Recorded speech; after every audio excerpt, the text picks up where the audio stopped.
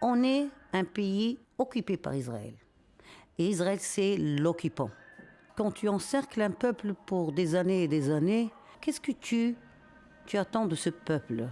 Tu l'empêches d'aller, tu l'empêches de voyager, tu l'empêches d'électricité toujours coupée. Il n'a rien, il ne peut pas travailler.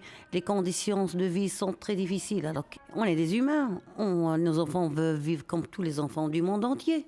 On ne demande rien, on demande seulement de vivre. Et ça fait des années qu'on vit ici, tu sais. C'est bien qu'on ne devient pas fou. Hein. Cette voix que vous entendez, c'est celle de Najet Abou-Goutna, qu'on voit ici sur cette photo, avec son mari Bassam. Elle est palestinienne, elle vit dans le camp de réfugiés de Jenin, tout au nord de la Cisjordanie occupée. C'est un agglomérat de béton où s'entassent plus de 14 000 descendants des réfugiés de la Nakba sur un demi-kilomètre carré. La Nakba, c'est lorsque 750 000 Palestiniens et Palestiniennes ont été déplacés de force en 1948 lors de la création de l'État d'Israël. Du moins, Najet, elle y habitait dans ce camp. Parce que depuis le 21 janvier, l'armée israélienne est en train de le détruire, méthodiquement. Elle a lancé ce qu'elle appelle l'opération Mur de fer. Et elle entend surtout réprimer coûte que coûte une nouvelle génération de combattants palestiniens au risque d'enflammer cette résistance qu'elle prétend contenir. Depuis plus de 2 mois, le camp de Jenin est sous un siège complet. 3200 maisons ont été évacuées. 85% des rues ont été détruites au bulldozer. Les infrastructures pour l'eau, pour l'électricité, pour le gaz, elles n'existent plus. Le 19 mars, Israël a ordonné la démolition aux explosifs de 66 maisons. Quelques jours après, c'était 95. Et quelques jours avant, c'était une vingtaine qui volaient déjà en éclats sous les détonations. Et ce sont des images semblables à ce que l'on voit justement à Gaza.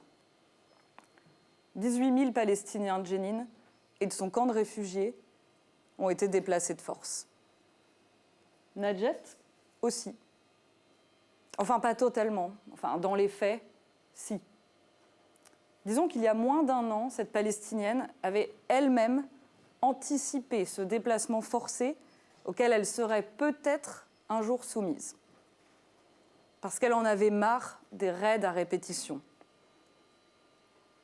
Ça voulait dire que quand les soldats israéliens arrivaient, c'était des nuits sans sommeil, c'était des échanges de tirs nourris, des drones qui bourdonnent en permanence au-dessus de sa tête.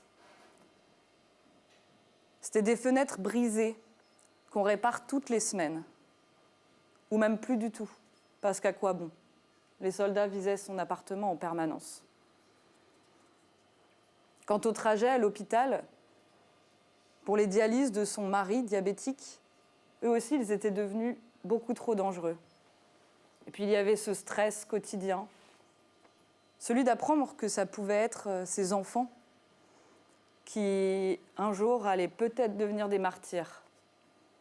Car 1 an plus tôt, c'était sa voisine, une femme de 61 ans, qui s'était pris une balle d'un sniper israélien dans la tête, tuée sur le coup.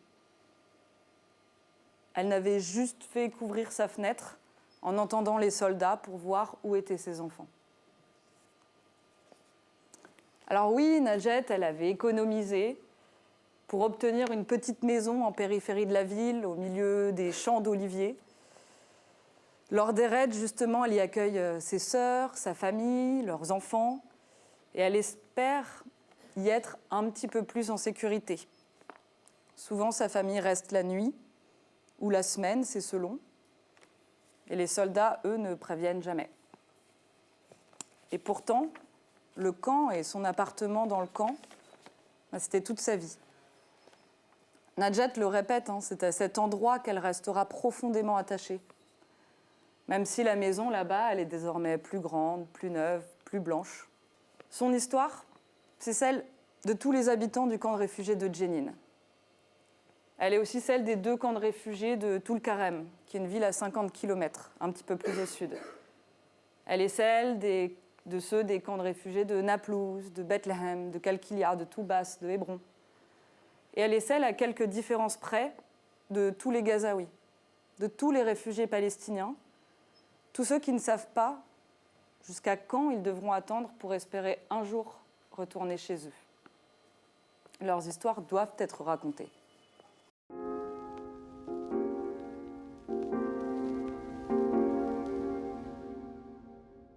Alors essayer de le raconter, ça a été justement mon travail depuis 2019. Je suis journaliste correspondante dans les territoires palestiniens occupés. Et ensemble, justement, ce soir, l'idée, c'est de s'intéresser à cette vie quotidienne dans les camps de réfugiés de Cisjordanie, qui sont tétanisés par ce déferlement de drames divers et de deuil quotidien. Ces camps qui sont transformés justement en de mini-Gaza, mais avec ce même objectif qui s'applique partout en Cisjordanie comme à Gaza, effacer la présence palestinienne et déplacer de force ses habitants.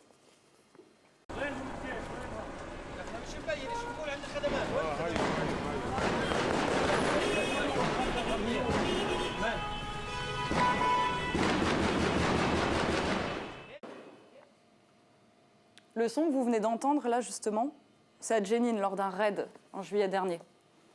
Alors vous devinez des tirs, ce sont ceux des snipers de l'armée israélienne. Forcément, ces tirs, quand on est journaliste, ils rythment un peu notre quotidien. Mais d'abord, ils rythment avant tout la vie des habitants. Quand j'allais à Jenin, justement, j'allais voir Najet, qu'on a vu en premier, pour lui rendre visite surtout, et puis parfois pour l'interviewer. C'est une mère de famille, c'est une ancienne enseignante, et elle s'occupe du centre pour les femmes dans le camp de réfugiés de Jenin. Et elle connaît tout le monde, et en tout cas avec Najet, toutes les portes s'ouvrent. Elle nous emmène un petit peu partout. C'est avec Najet, par exemple, que j'ai rencontré Amira, qu'on voit ici sur cette photo d'Arthur Larry.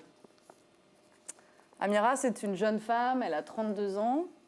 C'est une voisine de Najet, elle habite justement dans le même immeuble, 2 étages en dessous. Et à plusieurs reprises, cette année, l'année passée, l'armée a réquisitionné cet appartement pour en faire un centre de détention de fortune lors de leurs incursions. En gros, ça veut dire que les soldats israéliens passent de maison en maison, arrêtent des Palestiniens et les enferment dans l'appartement de Amira. C'est une technique qui est courante lors des raids en Cisjordanie occupée. À cette époque, justement, Amira, comme Najet, elle n'était pas dans son appartement. Elle était sortie provisoirement du camp mi-octobre 2023. Parce que justement, le 7 octobre 2023, le Hamas a lancé cette attaque contre Israël.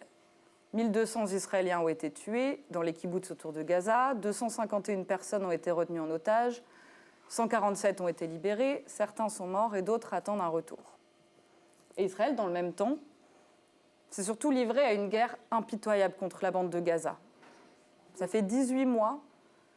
En 18 mois, au moins 61 709 Palestiniens ont été tués. Et c'est un chiffre qui ne tient même pas compte des milliers de corps qui sont encore ensevelis sous les décombres, ni des victimes indirectes. Toutes celles qui ont succombé aux maladies, aux conditions de survie épouvantables, au manque d'accès aux soins, à l'eau ou même à une source de chaleur.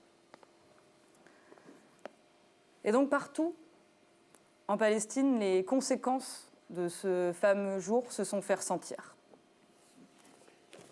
Et surtout, c'est ce dont on va parler ce soir. Depuis cette date, les camps de réfugiés de Cisjordanie sont devenus invivables. La violence, elle y est exponentielle, sans limite, et il y a un esprit littéralement revanchard des autorités israéliennes, avec une volonté destructrice. À Jenin, dès les premières semaines, après le 7 octobre, les incursions de l'armée israélienne, elles étaient plus intenses, elles étaient de plus en plus courantes.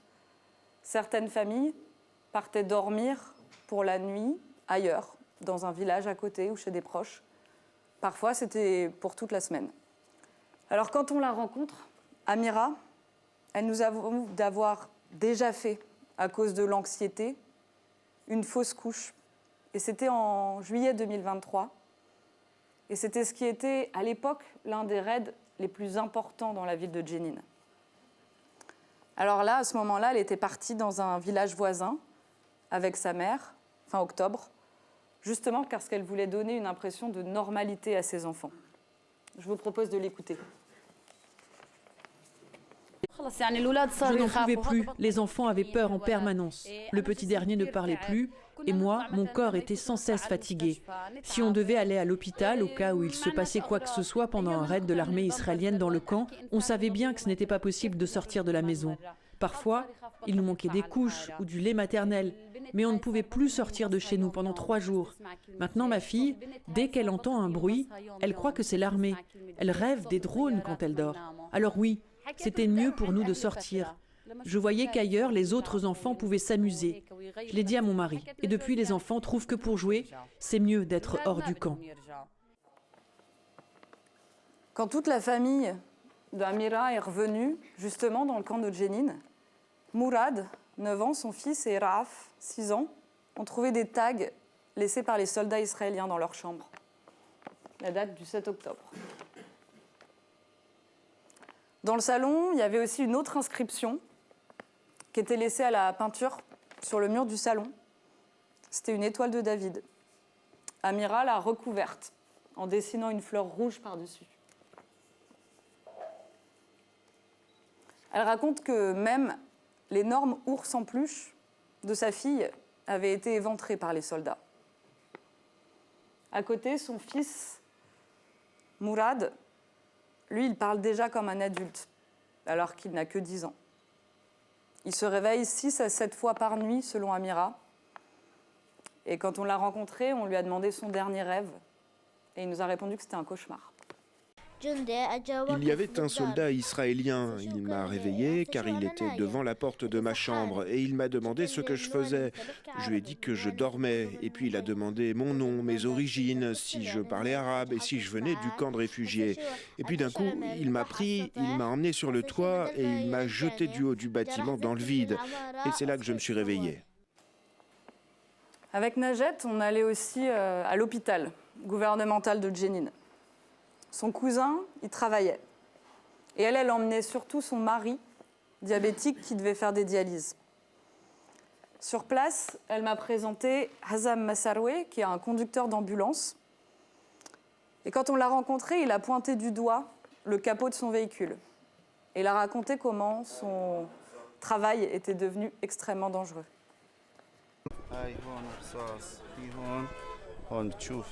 Ça, là, ce sont des impacts de balles. Là aussi, vous voyez?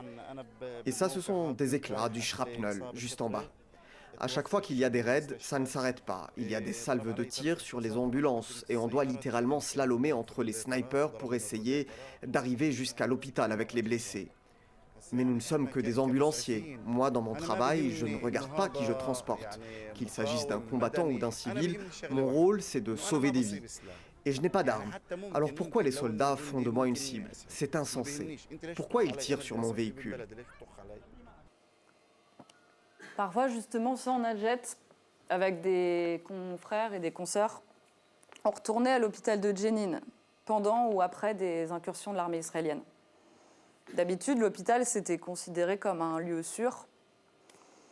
Mais là aussi, il ne l'est plus vraiment. Parce que depuis le 7 octobre, à l'hôpital aussi, les choses ont changé.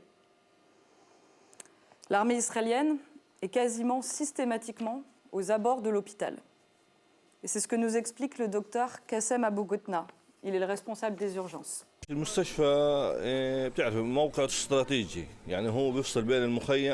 vous savez, c'est un lieu stratégique. C'est l'un des derniers endroits accessibles quand vous sortez du camp de réfugiés de Jenin.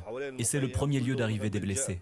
On voit aussi de nombreuses familles du camp qui viennent s'y réfugier dès qu'il y a un raid de l'armée israélienne, par exemple. Mais maintenant, les tirs des soldats nous visent jusque dans la cour de l'hôpital. Et les ambulances n'arrivent pas non plus à rentrer. Tout cela met la vie de nos patients en danger. Et même quand elles arrivent à circuler, les ambulances sont sans cesse fouillées. On a aussi formé la plupart des habitants du camp aux soins de premier secours, des commerçants, des jeunes, des femmes âgées.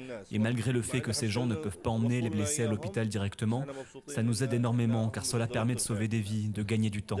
On les accompagne toujours en les guidant par téléphone. en leur disant quoi faire. On sait où ils sont exactement et ça se passe presque toujours bien. Et pourtant, en Cisjordanie, il n'y a pas cette excuse du Hamas. L'organisation islamiste contrôle la bande de Gaza depuis juin 2007 et Israël en a fait sa justification favorite, prétendant, je cite, le démanteler en bombardant sans relâche la population civile. Alors oui, il y a des groupes armés dans les camps de réfugiés, mais en Cisjordanie, politiquement, c'est l'autorité palestinienne qui gouverne. Enfin, du moins ce qu'il en reste, parce qu'elle est perçue par la majorité de la population comme corrompue, atone, déconnectée, non représentative. Après l'irréductible Jenin dont on a parlé, on peut parler aussi de Tulkarem, qui est cette ville collée au mur de séparation, qui a été une des premières, justement, en 1948, à accueillir des réfugiés. C'est l'autre fief que Israël prétend effacer. La ville est accaparée par ces morts et ces 2 camps de réfugiés ont été vidés. En tout, si on prend en compte les camps de Jenin, les camps de Tulkarem et celui de Toubas, ce sont plus de 44 000 Palestiniens qui ont été déplacés de force du nord de la Cisjordanie occupée depuis fin janvier. Ce sont des niveaux qu'on n'a jamais vus en Cisjordanie depuis 1967.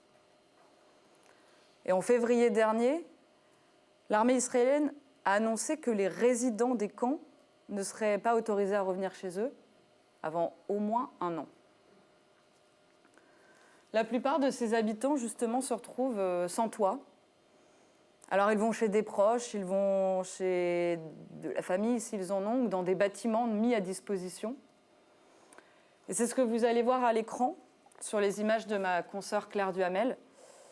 C'est une école flambant neuve, qui est située justement entre les 2 camps de Tulkarem, qui n'a même pas eu le temps d'assumer sa fonction première, qui est d'accueillir des élèves. Elle a été directement transformée en février dernier en centre de déplacés pour tous les habitants des 2 camps de Tulkarem. Depuis, il y a une centaine de familles qui y vivent, dont celle de Zeyna Ranam, du camp de Nour Shams, depuis que l'armée a pris d'assaut leur maison. On n'a rien pu prendre de notre maison du camp. J'étais avec mon mari et mes filles et on s'est activé immédiatement quand l'armée a commencé à arriver. On est descendu, on est parti de chez nous. Eux, les soldats israéliens, étaient au coin, ils attendaient. On était terrorisés. Honnêtement, on avait très peur. Vraiment, on ne savait pas du tout ce qu'on allait bien pouvoir faire, ni où on allait aller. On n'avait aussi rien pris à manger, pas même du pain, rien à boire. On est arrivé comme ça ici, sans rien. Tout a changé ici, notre vie a changé. Que ce soit où on dort, ce qu'on porte comme vêtements, l'école, qu'il n'y a plus. Alors j'essaie d'apprendre à mes filles à écrire, à lire, à faire quelques devoirs. Mais ce n'est pas pareil.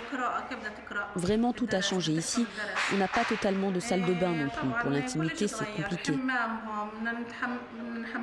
Et ma dernière fille, Sila, c'est comme si elle avait perdu sa langue. Elle a arrêté de parler. Nous sommes allés chez un orthophoniste et il nous a dit qu'il n'y avait aucun problème avec ma fille. Il nous a dit qu'il fallait qu'on l'aide à parler.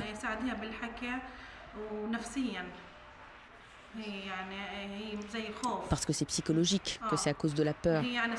Ça pourrait l'aider d'aller à l'école. Mais pour le moment, il n'y en a plus. Ce que l'on veut, nous, c'est revenir. Ce qu'on espère, c'est retourner dans notre camp. On ne pensait pas passer le ramadan ici, dans cette école. On veut revenir dans nos maisons. Si Dieu le veut, c'est ce qui se passera. C'est le propre de cette région. On documente une histoire qui peut déjà avoir changé le lendemain. Les habitants nous confient même que parfois, il faut pouvoir sortir de cette réalité pour se rendre compte à quel point elle est anormale, à quel point elle est violente et à quel point elle est inhumaine. Alors pour en parler, je vais demander à Mohanad de me rejoindre sur scène. Il est palestinien, il a grandi dans le camp de réfugiés de Deïché, situé près de Bethléem. Et pendant longtemps, c'est un camp qui a été connu pour son soumoud, cette persévérance dans la résistance palestinienne.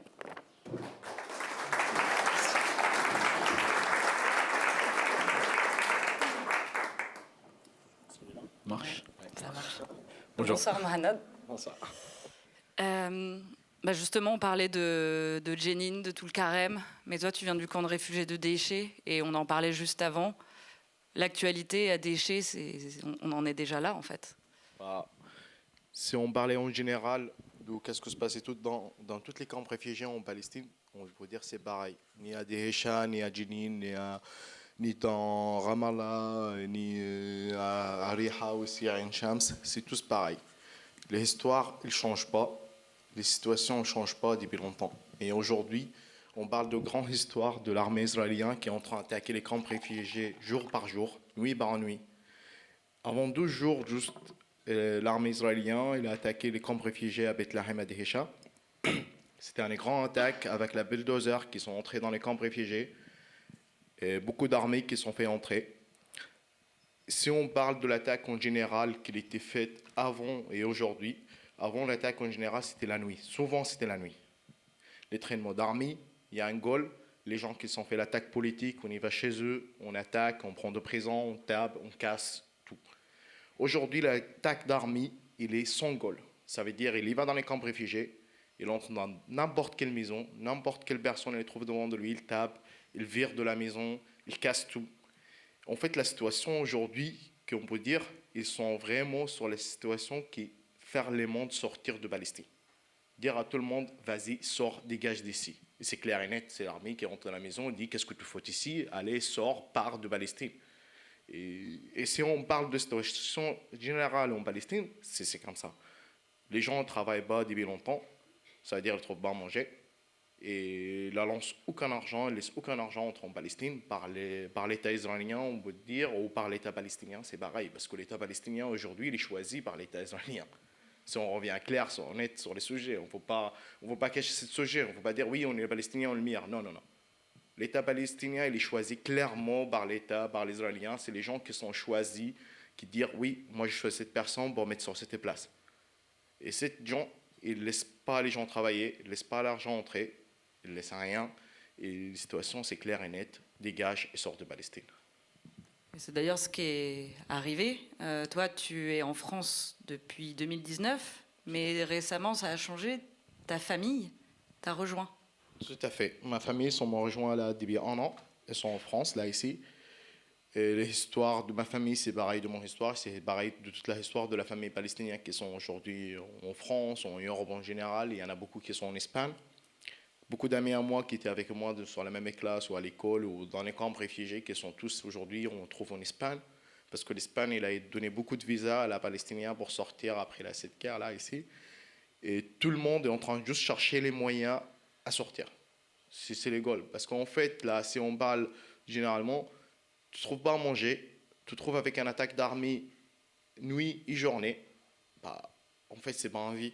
Tu ne trouves pas à manger, tu ne trouves pas les sécurités, tu ne trouves pas l'éducation qu'ils te demandent pour ton vie, je sors. Qu'est-ce que sont en train de passer? Ils sont reçus, franchement, ils sont arrivés au goal, en fait.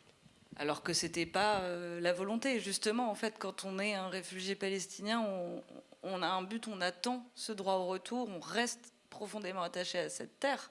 Ça n'a pas... Ils font en sorte de justement de casser ce truc-là chez les gens. Bien sûr, parce qu'en fait, on a pris ça. Nous, comme moi, comme j'habite dans un camp réfugié, ma grand-mère et mon grand-père, ils ont toujours les clés de la maison qui ont été virées de cette maison à l'année 1948. Et on a pris ça dans notre grand baron.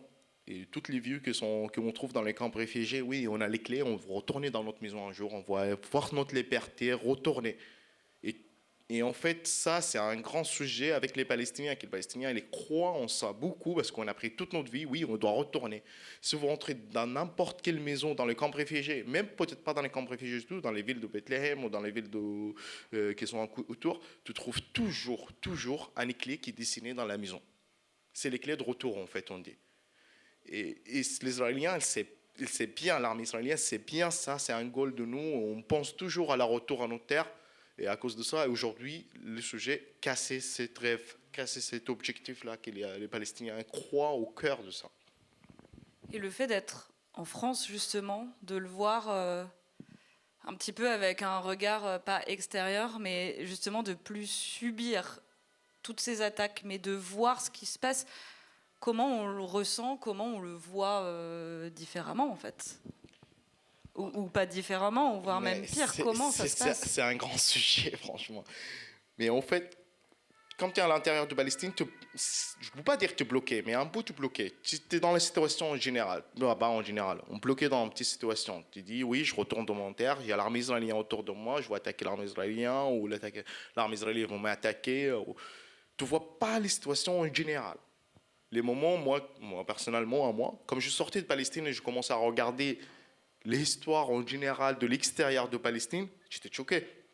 J'étais dit, alors, déjà, comment j'étais en train de vivre dans un camp réfugié et j'arrive pas à tourner plus de 50 km par an. Je ne veux pas dire par jour, hein, parce que par jour, c'est impossible, parce que de Dehesha jusqu'à Bethléem, il y en a 6 km, c'est le max qu'on fait, en fait, là.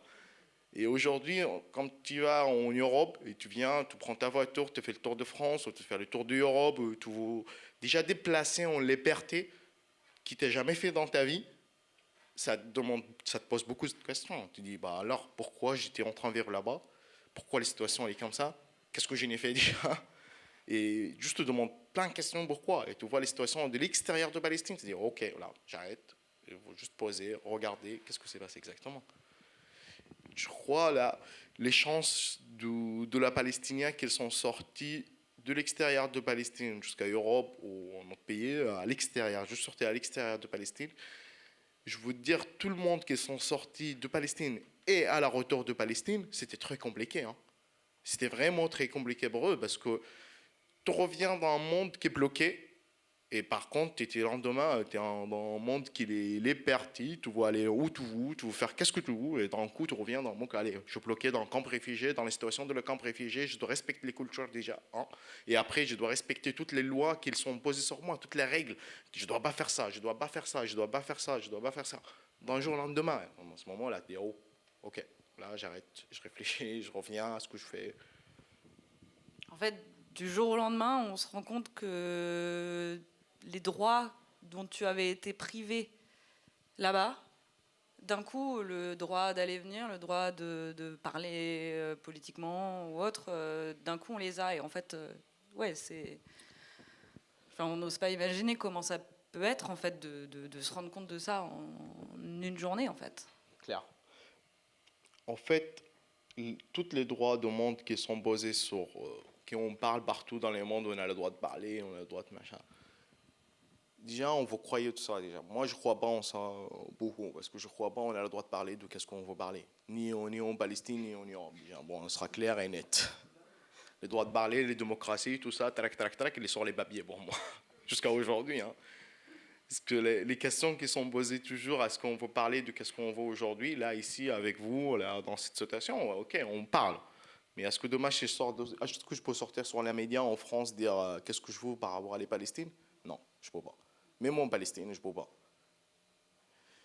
Les libertés, c'est pas les libertés générales qu'on trouve, parce qu'on ne trouve pas les libertés générales dans tout le monde, mais les libertés qui je parle aujourd'hui, c'est les petites libertés qu'on trouve aujourd'hui en Europe. Je ne peux pas dire les libertés du fond, là. Qu'est-ce que ça fait penser beaucoup et réfléchir à la situation en Palestine, là, aujourd'hui? C'est les camps de réfugiés, en plus de la ville. En fait, l'attaque, plutôt qu'elle est dans les camps de réfugiés aujourd'hui qui posent partout en Palestine, t'en as beaucoup de monde en Palestine qui est en train de chercher cette liberté. T'en as beaucoup de monde qui sont vraiment intelligents, qui sont les pouvoirs pour faire les choses dans le monde, qui sont les capacités à créer plein de choses dans le monde et à ajouter un nouveau truc sur ce monde, et qui ne sont pas cette liberté de créer les choses, ou de travail, de sortie, de faire qu'est-ce qu'on veut. Et il n'y a pas cette liberté. Nous, dans les camps réfugiés, on est en train de juste chercher cette liberté. De dire, oui, je peux faire ça aujourd'hui, demain, je peux organiser, je peux sortir, je peux faire qu'est-ce que je veux faire. On est marre, on est vraiment marre, tout le monde qui sont marre dans les camps réfugiés doit être équipé, doit être attaqué par l'armée israélienne chaque nuit, chaque jour. Ils sont marre d'être dans une situation bloquée, en fait. Ni à l'école, ni à la maison, ni dans la communauté. On est juste fatigué de tout ça. Merci beaucoup, Mohamed. Et on se retrouve après justement pour le débat.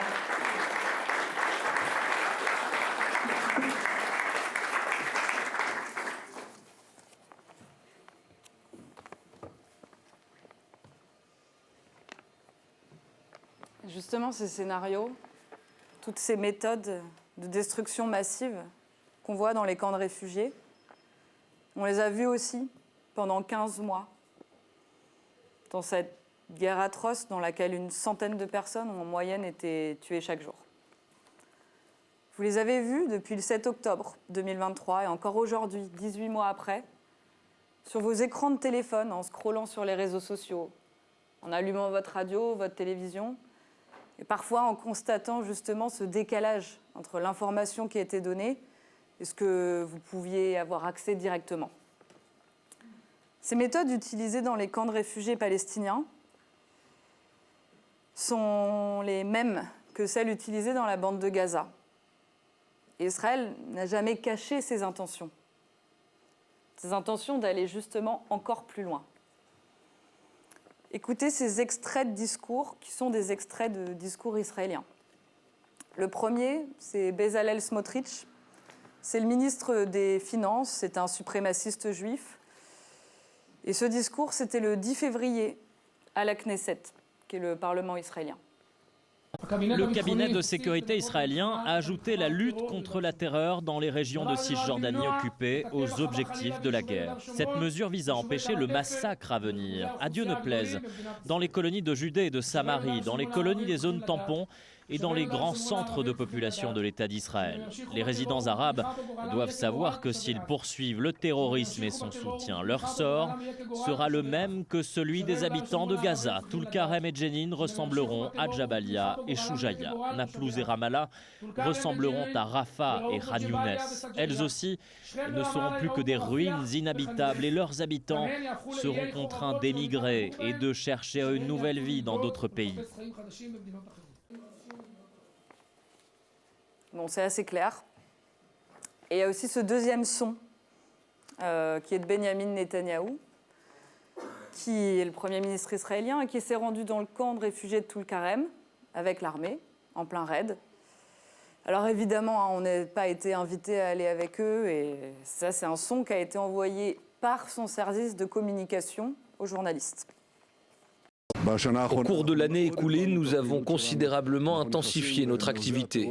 Nous pénétrons dans les bastions terroristes, nous rasons des rues entières utilisées par les terroristes ainsi que leurs maisons. Nous éliminons des terroristes et des commandants. Nous accomplissons un travail extrêmement important contre la volonté du Hamas et d'autres organisations terroristes de nous nuire. Cette menace persiste. Ce que nous avons vu hier, la tentative de mener des attaques en chaîne à grande échelle, est très grave. En réponse, nous avons renforcé les forces en Cisjordanie conformément à mes directives et à celles du ministre de la Défense, et j'ai également ordonné des opérations supplémentaires contre les centres terroristes. On voit bien le vocabulaire, on entend la répétition. Tout ça, ça laisse assez peu de place à l'ambiguïté. Et pourtant, peu y font réellement attention. Certains journalistes, certains diplomates estiment qu'il s'agit seulement d'une provocation ou d'une surenchère à des fins de communication. Alors oui, en Israël, l'opposition à Netanyahou et à son gouvernement existe, mais elle est loin d'être un camp de la paix, ou même de se soucier de l'existence des Palestiniens. Les seuls Israéliens qui se battent réellement pour un cessez-le-feu, pour la fin d'un apartheid, pour une égalité des droits, ils sont ultra minoritaires. Mais cet aveuglement généralisé face à cette guerre qu'Israël livre contre la bande de Gaza est dangereux parce que ça aboutit à la destruction complète et méthodique de l'enclave palestinienne sous blocus. Je vous suggère de justement faire un bref retour en arrière pour observer à quel point les événements à Gaza se sont enchaînés extrêmement rapidement.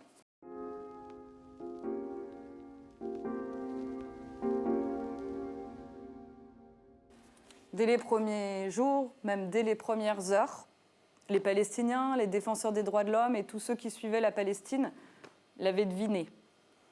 Ce qui se passait à Gaza cette guerre n'allait vraiment pas être comme les autres. D'habitude, dans les guerres précédentes, enfin pas tout le temps, mais disons au début, l'armée israélienne avertit des frappes sur les maisons ou les bâtiments.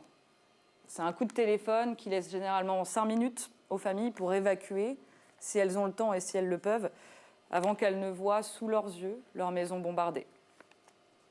Là, dès le 8 octobre 2023, le lendemain même, Israël n'avertissait plus des frappes sur les bâtiments. Les frappes étaient ultra-violentes, en représailles du 7 octobre.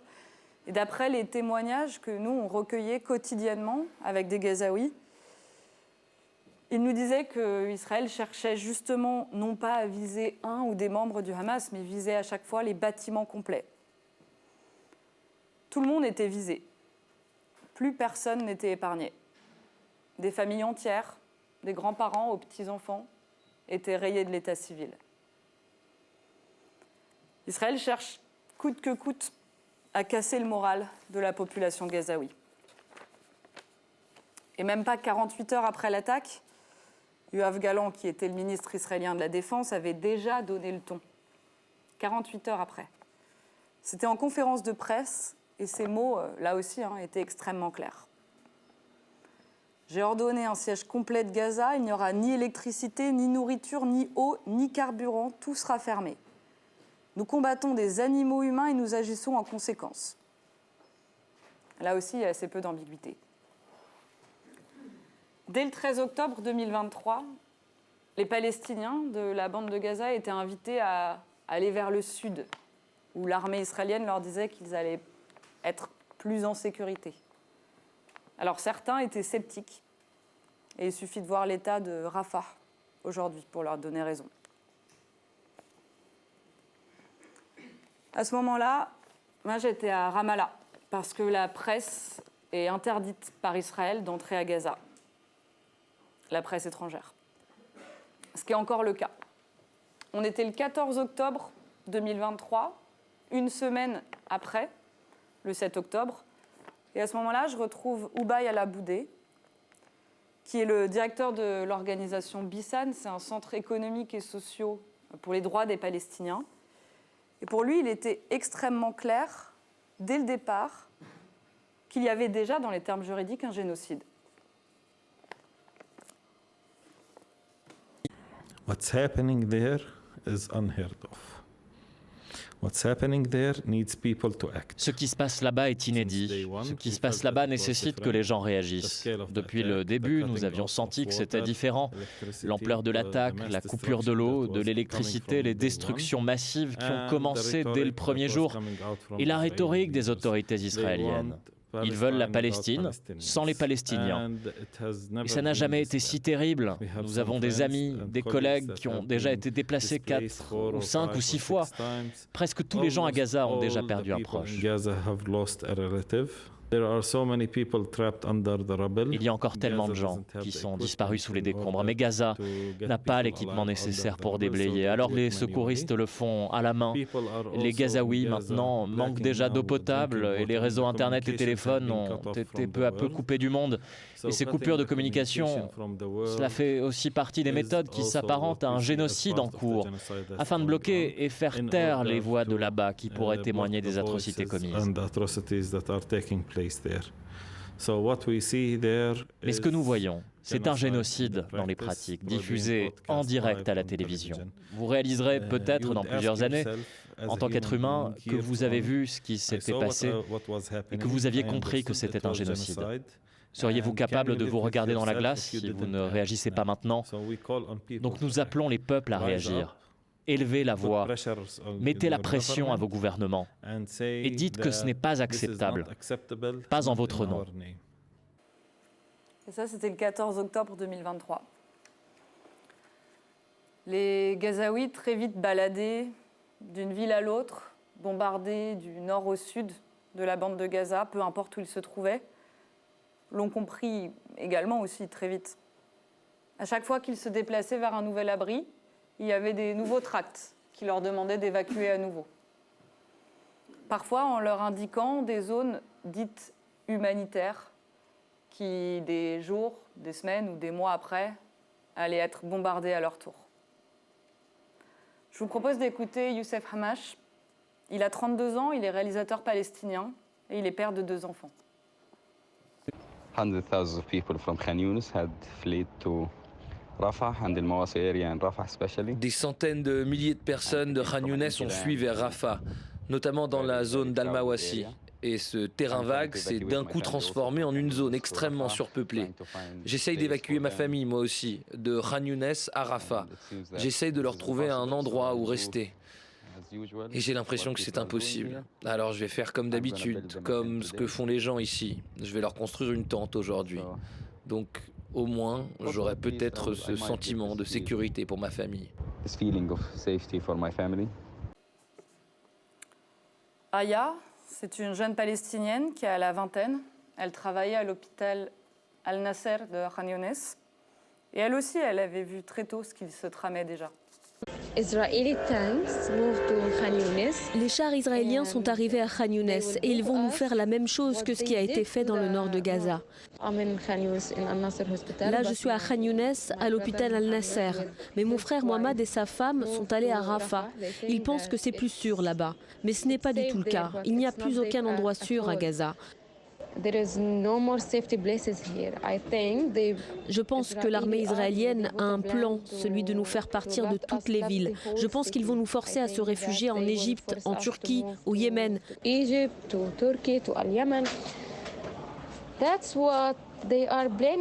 ce qu'ils planifient. Mais nous sommes encore là. Je n'irai nulle part. Je pense que rien ne nous sera utile. Donc vous n'avez plus qu'à prier pour nous. C'est tout. Plus le temps passait, plus cette méthodologie de destruction était très claire. Des mois après, des organisations internationales comme Human Rights Watch ou Amnesty International ont prouvé dans leurs rapports qu'il n'y avait aucune justification juridique plausible à ce déplacement massif et délibéré des civils palestiniens. Que les destructions qui ont rendu une grande partie de la bande de Gaza invivable n'avaient, elles non plus, aucune justification. Que la population de Gaza avait été déshumanisée, traitée comme un groupe de sous-humains, sans respect ni de sa dignité, ni de ses droits les plus fondamentaux. Ça aussi, les Palestiniens l'avaient dit. Écoutez Rami Abou-Jamous. Il est journaliste, fixeur pour de nombreux médias francophones et il a même reçu 3 prix Bayeux, des correspondants de guerre, notamment un pour son journal de bord de Gaza, publié sur Orient 21. Tout le monde dit que c'est la guerre Israël-Hamas et que les Israéliens ils veulent finir le Hamas. Hamas c'est toujours l'épouvantail. Mais ce qui se passe aujourd'hui c'est la terre. Les Israéliens ils veulent la terre. C'est pour ça qu'ils sont en train de tout détruire. Tout. Il y a des massacres pour faire fuir tout le monde, juste ils veulent la terre. Ils visent toute l'histoire de Gaza, les universités, la municipalité de Gaza, les archives. Ça date beaucoup plus que la date de création d'Israël. Ils veulent tout effacer, mais ils veulent juste garder la terre. Ils veulent que tous les Palestiniens sortent de Gaza pour qu'ils gardent juste la terre. Malheureusement, la plus grande arme que les Palestiniens ont, ou je peux dire avaient, c'est rester sur la terre. Cette arme-là est beaucoup plus grande, beaucoup plus forte que les roquettes de feu d'artifice ou bien les roquettes lancées par les factions ou autres. La plus grande arme, c'était de rester sur place. La plus grande arme, c'est de dire non, on ne sort jamais. La plus grande arme, de dire malgré tout, on reste. Depuis 1948, ils essayent de forcer les gens à jeter cette arme-là. Et je crois, là, la population de Gaza commence à perdre cette arme-là. Et c'est ça que les Israéliens y cherchaient depuis longtemps. Alors oui, certains sont partis. Non pas par choix, mais par nécessité. C'est le cas de Ayman Khamis. Il est gazaoui, marié, père de 3 enfants. Et c'est l'un des rares rappeurs de l'enclave côtière. Il a créé un mouvement hip-hop à Gaza. Lui aussi, il a été fixeur pour des journalistes et on a même travaillé ensemble pour couvrir l'après-guerre en mai 2021 à Gaza. Récemment, on ne s'est pas beaucoup vu, justement à cause de l'interdiction des journalistes étrangers à Gaza. Et lui, il a quitté la bande de Gaza le 30 avril 2024 pour rejoindre l'Égypte. Et depuis janvier, grâce au programme Pause, qui est une initiative qui vise à soutenir des artistes contraints de quitter leur pays, et grâce à l'association Al-Kamanjati à Angers, Ayman est en France. Et je vais lui demander de me rejoindre sur scène, avec Romain Nguyen Van qui va assurer la traduction.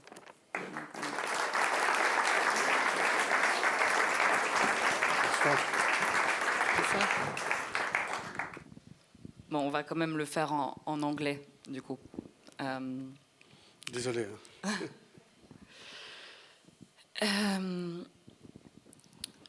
Ayman, ta mère est encore à Gaza. Toi, tu es en France. Est-ce que tu peux nous raconter un peu quel a été ce parcours, ce choix? Pourquoi, à un moment, on se dit il n'y a plus le choix, il faut sortir? So your mom is in Gaza still. You decided to leave. Can you explain us how is it right now? How did you decide and choose to leave? Well, in fact, going back in time. Si je retourne en arrière, I must say that I'm still living the moments. Je vis toujours dans le moment présent, en fait. Because what happened and what is happening nowadays in Gaza is beyond anyone's imagination. Ce qui se passe aujourd'hui à Gaza va au-delà de l'imagination, de tout ce qu'on peut imaginer. No matter how hard I try to express, even though I'm a rapper, it will be always difficult to tell about reality there. Même si je suis un rappeur, pour moi, exprimer ce qui se passe là-bas sera toujours très difficile. I had to flee my house, then to another area, then to another area, almost 5 times of displacement from area to another until we reached Rafah. J'ai dû fuir ma maison et changer d'endroit plus de 5 fois, passer d'un endroit à l'autre sans cesse jusqu'à arriver à Rafah. Looking for safety, as they said. On cherchait à être en sécurité, comme ils disent. But in fact, it was not easy to find this kind of safety. Mais en réalité, trouver cette sécurité, cette sûreté, ce n'était pas facile. I had a very different situation. We were all, as Palestinians in Gaza, living the same situation, but my case was a bit different. Tous les Palestiniens étaient un peu dans le même bateau, mais ma situation était un peu différente. Because my wife was pregnant. Ma femme était enceinte.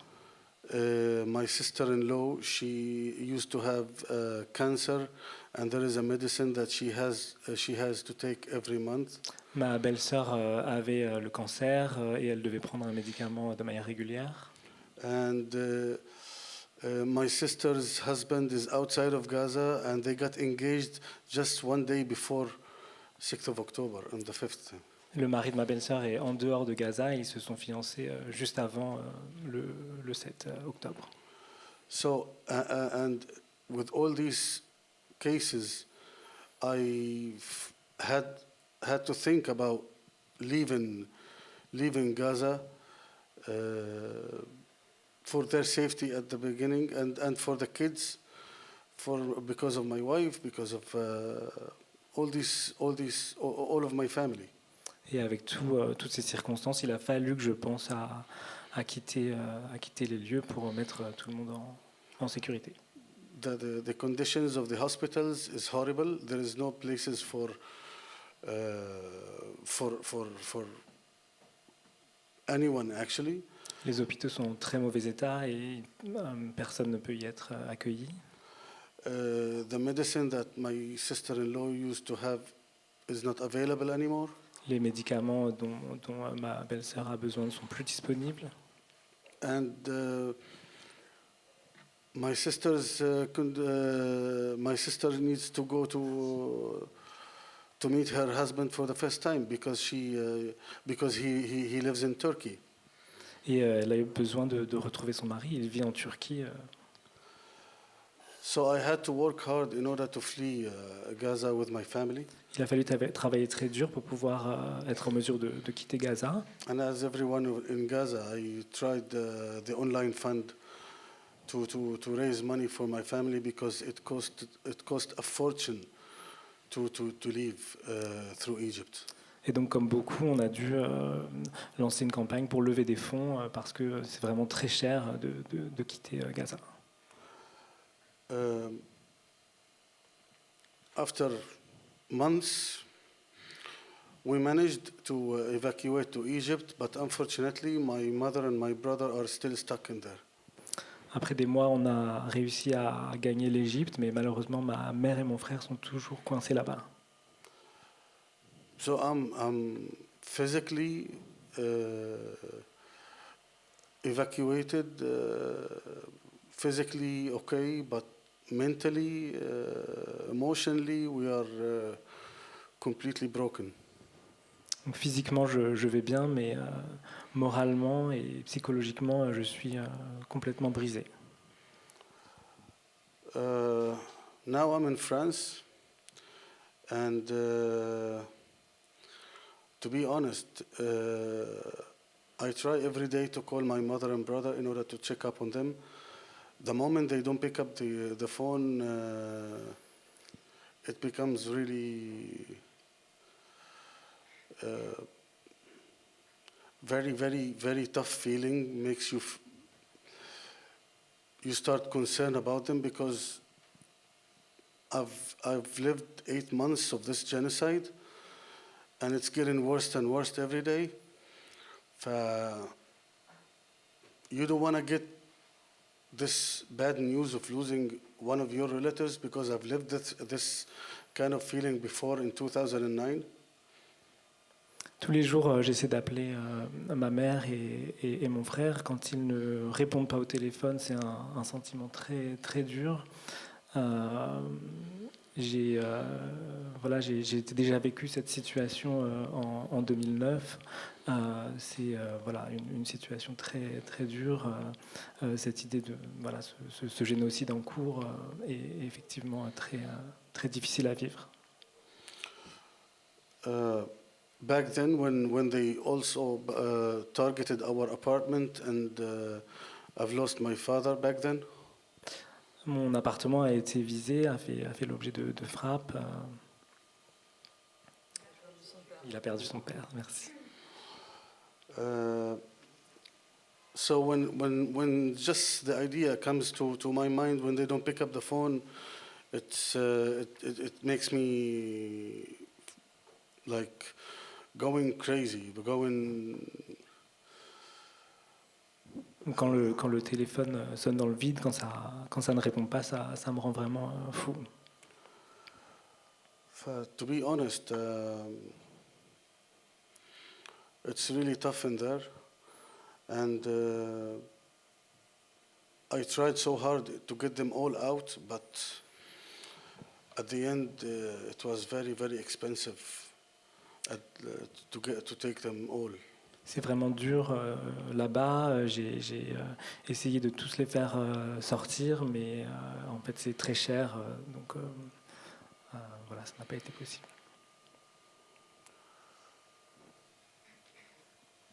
I don't know what to add, but it's.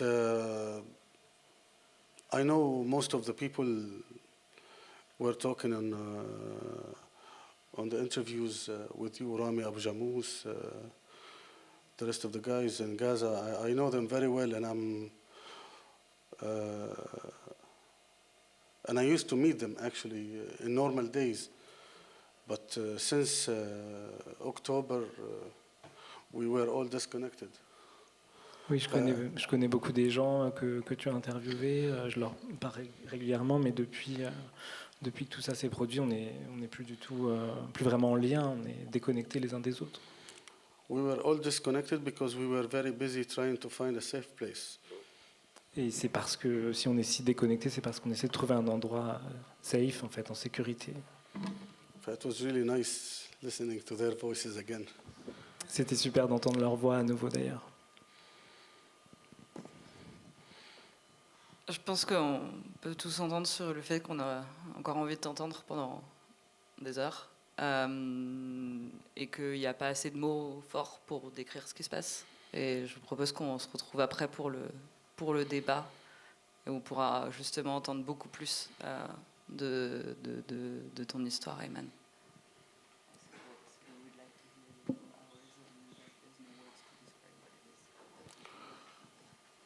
Well, if I want to speak about Gaza, I will never.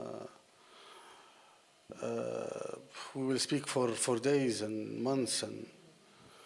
Oui, si je me lance sur Gaza, je pourrais parler pendant des heures, pendant des mois. But the thing is, it's about now, politically speaking, if I may to say, it's not just about Israel and Hamas now. It becomes much more bigger than that. It's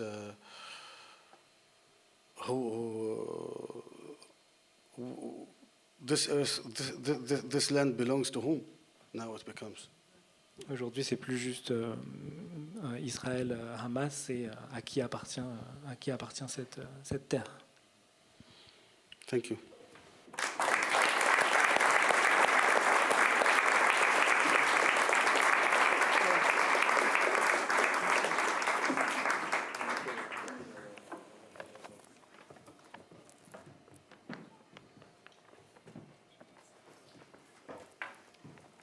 La question que vous vous posez sûrement maintenant, c'est comment on en est arrivé là. Surtout pourquoi. Pourquoi rien n'a été fait. Pourquoi tout cela n'a pas été empêché. Pourquoi aujourd'hui parler de la Palestine et parler de choses aussi simples comme la vie quotidienne des habitants dans les camps de réfugiés, des habitants à Gaza. C'est encore un sujet qui dérange et qui cristallise les tensions. Si on y réfléchit ensemble ce soir, si vous êtes là aussi ce soir, c'est parce qu'après des années d'invisibilisation, la question palestinienne est revenue sur le devant de la scène et elle ne peut surtout ne plus être ignorée. Depuis 18 mois, les Palestiniens et les Palestiniennes ont compté leurs morts, leurs blessés, leurs disparus par dizaines de milliers. À Gaza, aujourd'hui, ce ne sont même plus des bâtiments, ce sont des tentes de déplacés qui sont bombardées. Les corps ne sont plus écrasés, ils sont déchiquetés. La majorité, pourtant, des dirigeants politiques européens ont d'abord et souvent avancé le droit d'Israël à se défendre. Ils ont peiné à demander un cessez-le-feu dès les premiers mois de la guerre. Et pourtant, rien de tout ça n'a commencé le 7 octobre. Ce qui se passe à Gaza, ce qui se passe en ce moment dans les camps de réfugiés de Cisjordanie occupée, ce ne sont pas des moments au hasard. D'après les historiens, d'après les chercheurs, c'est surtout une continuité qui est directement liée à une dynamique coloniale. Et pour cela, j'accueille Sbeh Sbeh sur scène.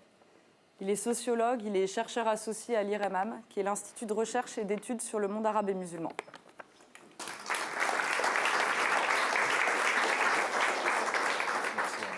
Merci à toi. Donc on l'a un petit peu vu justement, ce transfert forcé des Palestiniens, ce déracinement à Gaza et dans les camps de réfugiés, il n'est pas nouveau, il n'a pas du tout commencé le 7 octobre. Ça dure depuis déjà un siècle, entre guillemets. Bonsoir. Déjà, merci pour l'invitation. J'aimerais bien juste préciser quelque chose avant que je commence. J'accepte pas en fait les invitations de médias ici, le mainstream. Ici, c'est autre chose. Donc, il faut soutenir vraiment tout média indépendant, parce que en arrivant en France, je parlais pas français à l'époque, on m'a conseillé d'acheter une télé pour apprendre le français. C'était la deuxième intifada.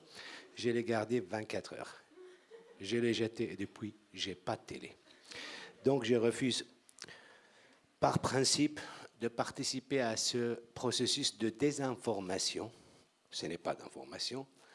Et c'est je dirais en fait, avec les responsables, certains responsables politiques, ce sont ce qu'on peut appeler les gardiens de l'hypocrisie collective. Donc, ce qui se passe, et la Palestine, c'est un cas d'école là-dessus. Alors, pourquoi? Parce que ce qui se passe, c'est cette question, oui, le 7 octobre, tout a commencé le 7 octobre, cette question de périodisation, post-Oslo, avant Oslo, je ne sais pas quoi. Vous avez déjà parlé de la Nakba, 48. Enfin, c'est clair, celui qui est vraiment sérieux et qui veut comprendre, saisir la réalité palestinienne, il parle d'une Nakba continue. Donc, c'est un processus qui a été déclenché il y a un siècle, même pas 48, et c'est toujours en cours. Et ça, moi, je vous donne quelques exemples. Pour moi, enfin, c'est un paradigme qui est plus ou moins censuré dans les universités françaises et qui sera bientôt pénalisé. Si jamais la loi passe, il y a une proposition de loi maintenant qui va criminaliser ceux qui critiquent l'État d'Israël. Donc c'est en cours, les textes changent, on verra le produit. Donc, dans la littérature anglaise, voilà, même arabe, on parle d'un paradigme de colonialisme, de peuplement et de remplacement. Donc, je peux caractériser ça par deux propriétés. La première chose, c'est la conquête permanente de l'espace. Donc, si je vous pose la question, quelles sont les frontières de l'État d'Israël? Pas de réponse. Pourquoi? Parce que les frontières proposées en 1947, proposées par l'ONU dans le cadre d'une résolution qui donnait plus ou moins 56% aux Palestiniens et 44% pour les Juifs, donc n'étaient pas respectés déjà, et ils étaient tracés par la force en 1948, ce qui a produit la Nakba et le nettoyage ethnique des Palestiniens à l'époque. Puis ces frontières errantes ont changé. En 1967, plus tard en Oslo, on a parlé de zone A, B, C, H1, H2, je ne sais pas quoi.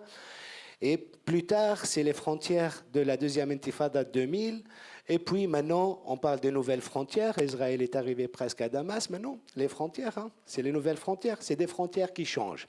Donc, c'est une conquête permanente de l'espace. Mais pour conquérir cet espace, il faut le vider. Il faut remplacer. Et le remplacement ne se fait pas par le discours. C'est par le nettoyage ethnique. Les génocides, c'est un principe. Ce n'est pas quelque chose d'exceptionnel dans ce processus. Il y a un article de Jabotinsky en 1923 qui s'intitule « Muraille de fer ». Il dit, les sionistes de l'époque, ils étaient capables de nommer leur projet d'un projet colonial. C'était un projet colonial européen à l'époque. C'est Rodinson qui le dit dans un article en 1967. Maxime Rodinson, Israël fait colonial, point d'interrogation. Il répond oui par l'affirmatif. Donc si Rodinson, s'il était vivant, il serait en prison aujourd'hui en France. Donc, Jabotinsky, dans cet article, il dit « J'ai jamais vu un peuple colonisé accepterait de partager sa terre avec les colonisateurs. » Donc il y a un seul moyen. Si on a accepté ce projet colonial, il faut aller jusqu'au bout, comme le disait Sarkozy, enfin tous les responsables, jusqu'au bout. Et c'est quoi jusqu'au bout? Il faut nettoyer. Il faut raser. Je vous donne un exemple aussi qui, moi je parle 1923, Jabotinsky avec un secrétaire dans les années 40. C'était le père de Benjamin Netanyahu. Netanyahu porte met la photo de Jabotinsky chez lui. Et par hasard, l'opération à Jenin que vous avez, ça s'appelle Muraille de fer. C'est l'intitulé de titre de Jabotinsky. D'ailleurs, il est écrit en français, depuis Paris. Donc, le débat à l'époque, les sionistes parlaient dans les années 30 de cohabitation avec les Arabes. Déjà, on ne les nommait pas Palestiniens, et c'est toujours le cas. Même dans la déclaration Balfour, on les considère c'est les non-juifs. Donc c'est par la négation, le déni en fait. C'est une terre sans peuple. Donc on parlait de cohabitation au moment où on organisait un transfert. Donc le transfert, c'était quelque chose d'organisé. Comment on va déplacer la population, les Palestiniens, ailleurs? Comment on va construire des camps? Comment on va construire des villes en Transjordanie, en fait, en Jordanie et ailleurs? Donc l'idée de déplacer les Palestiniens, c'était quelque chose qui s'inscrit dans une organisation. C'était pas... Et lorsqu'ils ont vu qu'ils étaient incapables de pouvoir déplacer les Palestiniens malgré tout, ils ont appliqué par la violence en 1948, et donc c'était par la force. Donc c'est une enquête permanente de l'espace par la force. Depuis est né quelque chose qu'on appelle la bande de Gaza. Qu'est-ce que c'est la bande de Gaza? C'est le camp de réfugiés le plus grand du monde. C'était une ville. On a fait une bande et on a mis des réfugiés à l'intérieur. Lorsqu'on parle en fait de cette population, de ce Palestinien qui se trouve à Gaza, 2/3 sont des réfugiés. Lorsqu'on réfléchit, en fait, les gens, le Trump, il ne sait pas où déplacer les Palestiniens parce que c'est invivable. Ben, c'est simple, il faut qu'ils retournent dans leur ville d'origine, c'est juste à côté. Pourquoi en fait aller chercher ailleurs, en Europe, en France? Mais non, leur ville d'origine, c'est juste à côté, qu'ils retournent chez eux. Donc, sauf qu'on veut garder l'hypocrisie. Donc ça, c'est la première chose, c'est conquête permanente de l'espace, mais par la violence. Et donc les génocides en fait partie. Génocide, même, je dirais en fait, ce qui se passe à Gaza, c'est plus un génocide. C'est comme un juriste américain l'appelle, c'est un abîme moral. Parce que là, on a dépassé. Enfin, c'est pas des crimes. On est en train de banaliser les crimes. C'est la banalisation des crimes. Ici, en fait, c'est les Israéliens qui chantent et la télé en France fait la musique. Enfin, on est en train de bombarder les hôpitaux et on est en train de trouver des prétextes et des excuses ici. Ah oui, parce qu'il y a une base militaire de Hamas, peut-être c'est le commandement de Hamas. Dernière université qui a été rasée, c'était en décembre 2024. Enfin, ils ont tout bombardé. Il restait une université debout. Et en fait, on occupe l'université, l'armée rentre à l'intérieur pendant 2 mois. Et en janvier, qu'est-ce qu'on fait? Bah rien, on met des explosifs, on fait sauter le bâtiment tout en filmant. Donc on est passé des crimes. On est en train de banaliser les crimes. Et ça, si vous voulez, on n'a plus besoin de prétexte ni de justification. Donc ça, c'est quelque chose qui se passe à Gaza, c'est la banalisation des crimes, de quelque chose qui se pratique depuis toujours. Deuxième élément, je dirais, c'est la confiscation permanente du temps. Et le temps, je parle du passé, présent et de l'avenir. Du passé, ce qu'on a fait, il n'y a pas de Palestiniens, c'est les Arabes d'Israël, c'est les Gazaouis, c'est en Cisjordanie, c'est trop compliqué, c'est des Palestiniens, c'est un peuple déjà. Qui utilise le mot peuple ici en France? Population, les Arabes, je ne sais pas, c'est une guerre contre le Hamas, comme si le Hamas était des Martiens. Le Hamas fait partie du peuple palestinien. Hein. On veut, on les aime, on les aime pas, ils font partie du peuple palestinien. Mais à l'époque, Fatah était considéré terroriste. Ben, il faisait partie toujours du peuple palestinien. Les résistants en France, ils faisaient partie du peuple français aussi, hein. Même à l'époque de Vichy. Alors même si on les considérait terroristes. Alors, confisquer le temps, donc c'est le récit déjà. Il ne faut pas avoir un récit palestinien. Ce peuple n'existe pas. Confisque les archives, on détruit les photos personnelles, les livres, les universités, et on met à jour le passé dans une approche orwellienne, en fait.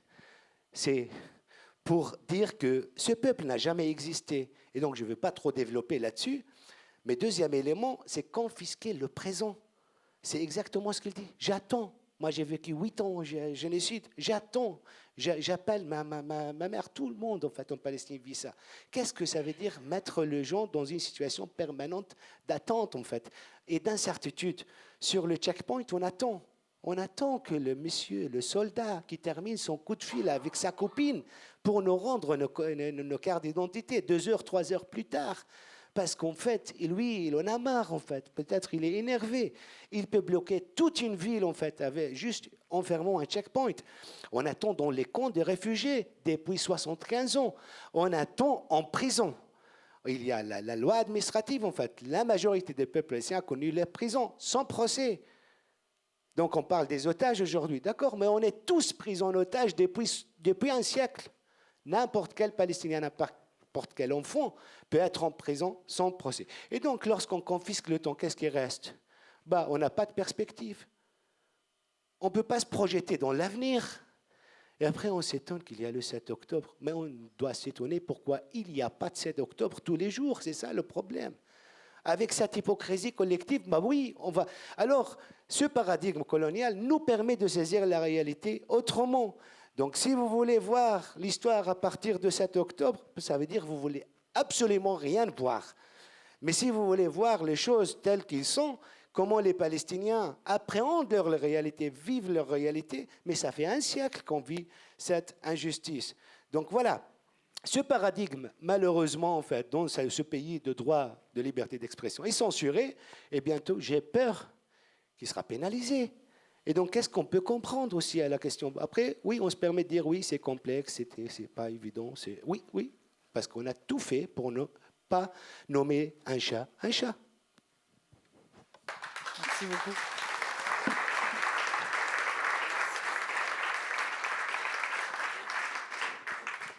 On te retrouve après justement pour le débat, mais merci beaucoup.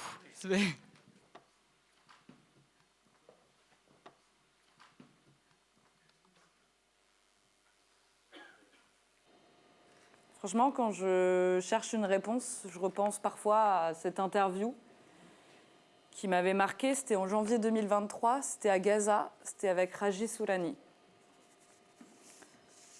Pour vous donner un peu de contexte, Raji Sourani, c'est un avocat palestinien. Il est directeur du Centre palestinien pour les droits de l'homme. Et il a eu un rôle central dans l'intégration de la Palestine au sein de la Cour pénale internationale. Ce qui lui a d'ailleurs valu le surnom de Monsieur CPI. Je l'avais rencontré avec une consoeur, car on travaillait à cette époque sur les crimes de guerre à Gaza. L'idée, c'était de montrer qu'à chaque attaque israélienne, il y avait des crimes de guerre. Ils étaient commis dans l'enclave côtière et malgré les enquêtes internationales, malgré les preuves, malgré la documentation des ONG, malgré les témoignages, malgré tout, mais rien n'était fait. Et les victimes, des années plus tard, n'ont toujours pas obtenu justice. Là aussi, elles attendent. Aujourd'hui, Raji Sourani, il a 71 ans. Il le dit lui-même, il a dédié sa vie au respect du droit international humanitaire en Palestine et à l'obtention de cette justice. Je vous propose de l'écouter. Nous n'avons pas le droit d'abandonner. Nous n'avons pas le droit. Je n'abandonnerai pas contre ces criminels, contre ceux qui commettent des crimes de guerre et des crimes contre l'humanité. Je ne peux pas les récompenser en leur donnant ce qu'ils veulent. Ah oui, ça n'a pas de sens, j'abandonne. Jamais je ne leur donnerai ça de toute ma vie, jusqu'à mon dernier souffle.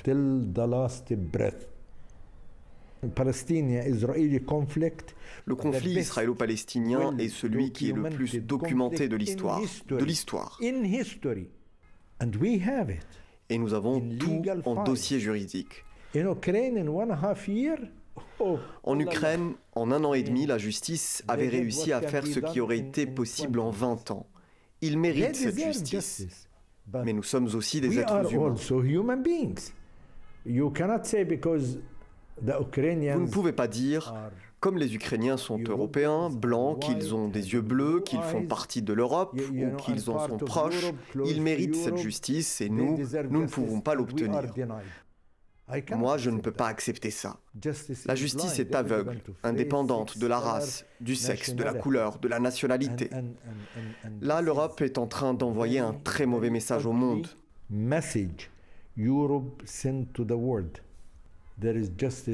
Comme s'il y avait une justice pour l'Europe et pas de justice pour les autres. Il y a un état de droit qui s'applique en Europe, mais pas pour les autres. C'est vraiment très insultant, c'est dénué d'humanité et indigne de la civilisation. Depuis cette interview, le bureau de Raji Sourani à Gaza, il n'existe plus. Le bâtiment a été réduit à l'état de gravat. Le campus que l'on voyait en face, celui de l'université Al-Azhar, il est en ruine, détruit, comme l'entièreté du système universitaire à Gaza dont on parlait justement tout à l'heure. L'avocat a été contraint de quitter la bande de Gaza, comme des milliers d'autres,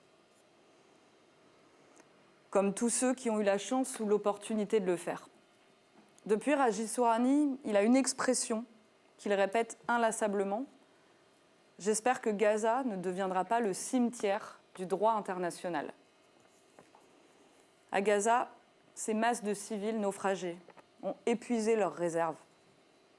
En Cisjordanie occupée, beaucoup imaginent et voient déjà le pire.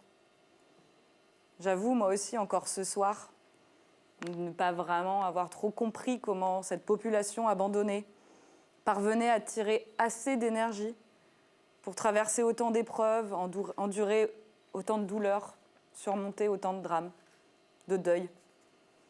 Alors à la question « qu'est-ce qu'on peut faire collectivement ?» Eh bien, continuer d'en parler, s'informer, ne pas oublier et ne pas accepter.